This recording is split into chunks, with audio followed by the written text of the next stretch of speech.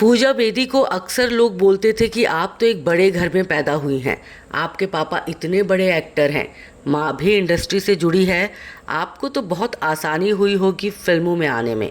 लेकिन पूजा इन बातों को पूरी तरह से खारिज करती हैं कि उन्हें बहुत आसानी से फिल्मी दुनिया में आने का रास्ता मिला।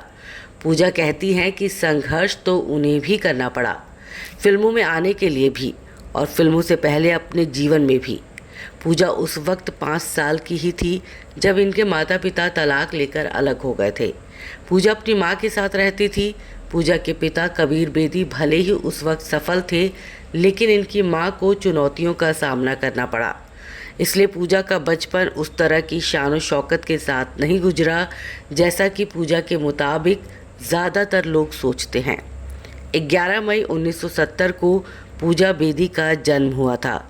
पूजा पढ़ाई लिखाई में अच्छी थी, खेल कूद में तो चैंपियन थी। हॉकी खेला करती थी, बास्केटबॉल खेलती थी, तैराकी भी करती थी। बचपन से ही पूजा थिएटर भी करने लगी थी। हालांकि पूजा एक्ट्रेस कभी नहीं बनना चाहती थी।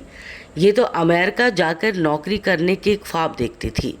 अमेरिका गई भी, लेकिन वहाँ इनका मन नहीं लगा। पूजा भारत वापस लौटना चाहती थी, मगर लौटने का कोई बहाना उन्हें मिल नहीं रहा था। एक दिन वो छुट्टियों में भारत आई तो उनकी मुलाकात हुई जगमोहन मुद्रा से, जो उन दिनों विश कन्या नाम से एक फिल्म बना रहे थे। जगमोहन मुद्रा ने इन्हें विश कन्या फिल्म में काम करने का ऑफ़र दिया।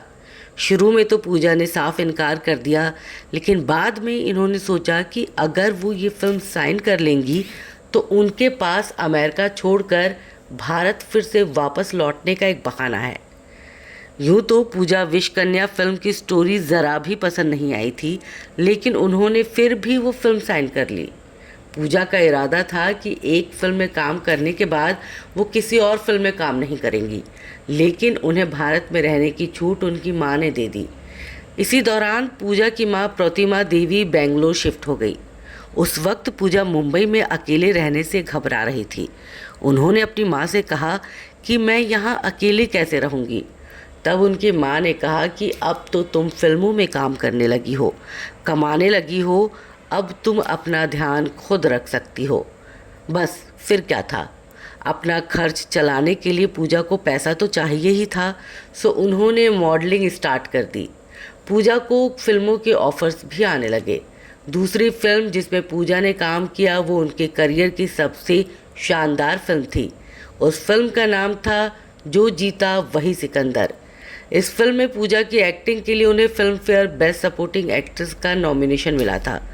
इस फिल्म के बाद 1993 में पूजा ने 3 फिल्मों में काम किया, लुटेरे, फिर तेरी कहानी याद आई और मोहन बाबू के साथ एक तेलुगु फिल्म।